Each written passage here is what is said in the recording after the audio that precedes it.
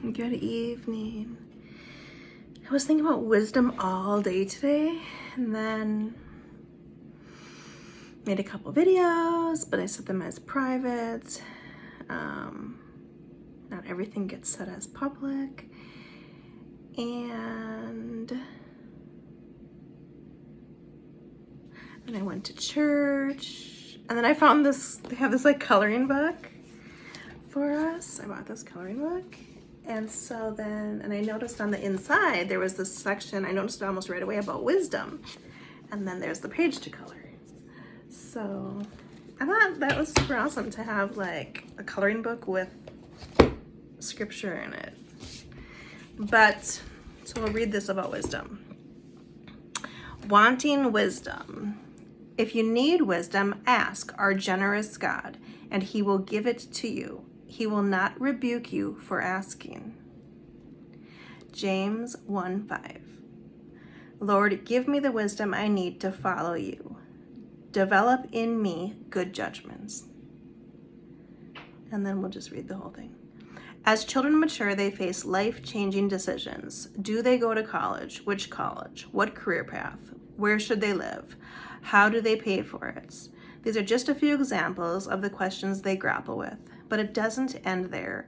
They'll need to know where to move once their degree is completed, and if and who they should marry, children or no children, natural or adoption, be a stay-at-home parent or balance family and workplace. And it seems it's not just the young men and women who need wisdom. The older we get, the more we realize just how many choices come with each new day. Fortunately, we know someone who has the answers we need and the divine perspective we lack. God. God, who knows the end of the story before it begins, sees exactly what is best for our lives. Every ounce of wisdom we need for today can be found in him and his word. In fact, God invites us to bring it on. No matter what we've done in the past, God promises not to condemn us when we come to him and ask for help. Instead, he pours his wisdom, the divine kind, into our lives. Divine wisdom. Life may throw us 1,000 curveballs, but God, with his eternal perspective and insight, is the expert on hitting each one out of the park. This morning, ask him to give you the wisdom you need to know and follow his path. So it's really simplistic and basic. I mean, when I bought the book, the lady was like, oh, my son really want me to get that book. So it's clearly for all ages. But I liked it because when I was flipping through, I was like, oh, there's a part about wisdom. Anyway, they were talking about humility and pride and all of that, arrogance at church today. Last week was, I think, anger. And they're really telling us, don't think about all the people in your life that you want to point to like, oh, they really need this message, right? We're supposed to think about ourselves and be self-reflective. Where do I have anger management issues? Where am I too prideful or not humble enough or all the things? So, but they always do everything in a very loving way. And they always do it like, me too. You know, they'll be like talking to you about the anger issues and the different stages of anger, even if it's just, I really like that part when they're like, how it starts out so small. And he'll be like, but me too. I'm struggling with this currently right now while I'm giving this message, you know? And, which sometimes I think that stuff is God, right? And then this week it was, I think it was like arrogance and pride and lack of humility kind of stuff.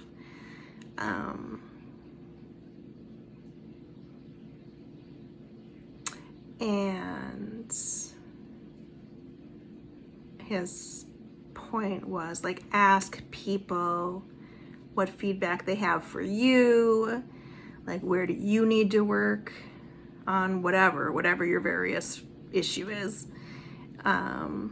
And then for the person being asked the question to like be aware of the fact that there's vulnerability in that asking, and be gentle in your response, like to be loving in your response. I thought that was a really nice touch for him to add that. And work on your own humility before God does it for you. Which is so true, because God does fix all the things and all the people. And it can be unpleasant. So there is wisdom in that.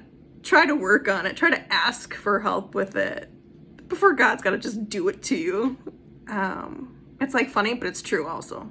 It's much better to like start trying to focus on it. Where, even though so-and-so in my life is the most prideful person I've ever met, where do I need to work on my pride or my lack of humility or whatever, you know? So I like their approaches, because these are delicate subjects, and at the same time, it affects all of us.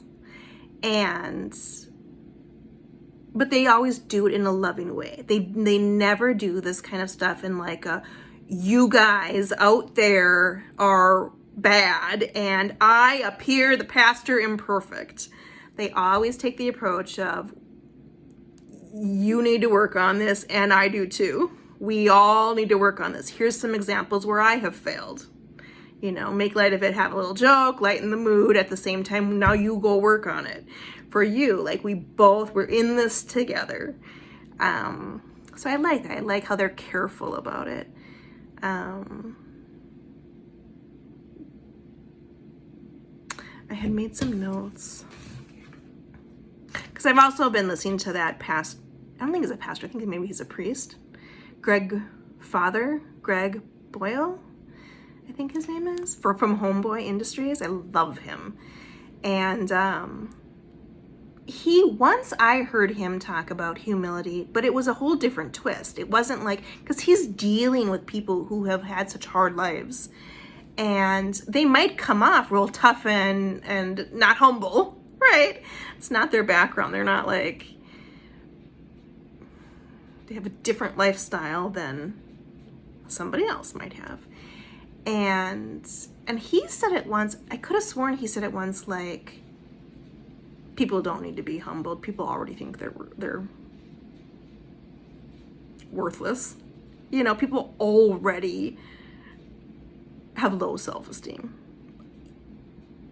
Not being humble is generally not most people's problems. And I don't know how he worded it, but I thought that was a really good point, because he's hitting home to like the deep inner soul of that person that's probably hurt and in pain and has lived through a lot. And outwardly, there might be a display of what appears to be pride or ego or something, but inside there's a lot of pain. The person doesn't need to be humbled. They're already low. And I'm like, it was just such an interesting approach. I couldn't find the clip where he was saying that though, but I did find this other one that he had said. So he said that, although I'm not that I'm disagreeing with the church, I do agree we all need to work on, like, clearly I would need to work on, like, where do I have too much pride or not enough humility? Like, because these are things I've lived. These are things that the church will focus on. If you grew up Christian, you have been thinking about humility since your age 2, right? If you haven't, you made it to age 44 in the world where no one ever talked about humility. Nobody ever talked about modesty. It was just not a thing. There is a lot of ego and pride and all of this stuff in the world, and that's normal, right? You purposely buy the clothes that show your cleavage. You don't purposely buy the clothes that don't. Like, it's just a different world. What was my point? I'm getting off topic again. Oh, so like for me, like you live 44 years, 45 years in that world of there's certain just words that aren't even in your vocabulary. And then you turn into a Christian and now you have maybe 4 years of, maybe I should start to think about being humble maybe I should start to think about being modest, right? And God does it. God does it all in his own time, thank goodness. But it's new. So like the this is greater than that. Like 44 years of life is going to outweigh the 4 years of Christianity. So then you put that person in with somebody who's been the Christian for the 44 years, and it might appear like hugely obvious that this one is struggling in these areas. But that's the reality of becoming a Christian late in life. Like, you just, in a sense, you're an underdog in that way because you just don't have that advantage that other people have had. You are going to display as not super modest or not super humble or whatever. You just are. But it doesn't mean that God's not changing you. It doesn't mean that you're not thinking about it and changing yourself. It doesn't mean it's not, like, who are you going to be 44 years later? Like, different, But anyway, but it definitely is something to work on.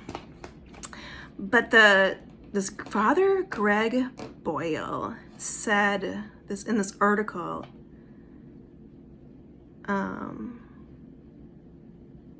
He said, well, like, when working with somebody, to ask them what would help you and to listen to them, right? To listen and to ask, because people want to be a part of the process of fixing themselves, right? If there's something wrong with me, I want to be part of the process of fixing me. I want to be engaged in the discussion of what is wrong with me, and let's talk about how do we work through it, right? Let's get some therapy, let's get some coaching, let's have a heart-to-heart, let's be super honest in a gentle way. But asking, what would help you? What are you struggling with? What can I help you with? Don't come in thinking from the outside and be telling the other person. That's the opposite of asking. That's the opposite of listening. So in this article, he said hubris. I had to look it up. It just means excessive pride. Like, not just pride, but excessive pride is hubris. So we'll just call it pride. But he said pride is, I know what your problem is. Here is what your problem is. Here is how you fix yourself. Let me tell you what's wrong with you, and let me tell you how to make you better. That's pride. That is pride. Humility is, maybe there's an issue, but humility is asking, listening, right? It's so different. Once I was in a scenario where I was literally told, go away until you're humble. Go away, you're not humble enough. And the approach was, let me tell you how to be, and let me tell you how to fix yourself. This exact same thing happened to me in real life. And not only let me tell you what's wrong with you and let me tell you how to fix yourself, but also go away. You're not good enough. Go away until you're humble. It blows my mind, because according to this Father Gregory Boyle guy, what's so interesting about that is he says that whole chain of events, which is weird to read it in an article when it actually has happened to me, he said that in and of itself is excessive pride. It's hubris. So here the person saying to me all of these things and pointing at me for not being humble or something was actually in a prideful, excessive pride place themselves. It's like, that's the whole like pot calling the kettle black kind of thing. So I think what it is we all struggle with it. We all need to work on it. We are probably all not humble enough, right? We're probably all too prideful. And this is where we need Jesus. Like we just need a savior in that way to help fix us, to help change us out of those ways. Isn't that so interesting? So it was super interesting to find that article, which wasn't the one I was originally looking for, and have the scenario, the examples that he gave be exactly what happened to me. But actually, I think what happened to me was worse, because it literally was like, go away, you're not good enough. Go away, you're not humble enough. Which is the opposite of, and there was no asking. That's what like, I don't want to say rubbed me wrong. It was actually extremely painful at the time. But that's what hurt so bad at the time, is nobody asked me. Nobody listened to me. Nobody wanted to hear from me. Everyone assumed they already knew because they were listening to gossip, and started telling me, even though none of it was necessarily factual, because that's how gossip works. But that's so interesting. If the topic was humility and the action to fix that lack of humility was prideful, isn't that weird? And as part of that whole discussion, I had a meeting with somebody, and I actually sat down on the ground because I was so happy to be actually having a moment to speak and like engage, because this was like a very rare like opportunity for an in-person talk, and I purposely sat on the ground outside, like, and they were up on a chair or a bench or something, and I think I started on the chair too, and then I moved down onto the ground to literally make myself lower. Like, how much lower can I get? Like, I want to show that respect to you. Like, is it Mary or Martha? Whichever one, at the feet of Jesus, listening. Like, I wanted to be below, not to like create this image of humility, but literally, like, I wanted to show the respect. Like, I am listening to you. And we had that whole conversation with the person on the up higher and me on the ground. And it was fine. And it was a good conversation. And I'm grateful for it and thankful for it. But after this church service today, I thought about the pastor at the big church who was speaking today. And I thought to myself, I couldn't recreate that scenario with him. If I ever, for whatever reason, happened to have a one-on-one with the pastor of my big church, which I'm sure will never happen in a million years, if I ever spoke to him in person and was sitting on the ground while he was elevated on a chair, he would notice. And he wouldn't allow that. And he would probably have me sit up. Like, he would raise me up to be seated like a normal human being with him, or he would come down to the ground. There is something so, now that is humility, right? I can see that in him. But pastor's strength, although he jokes a lot and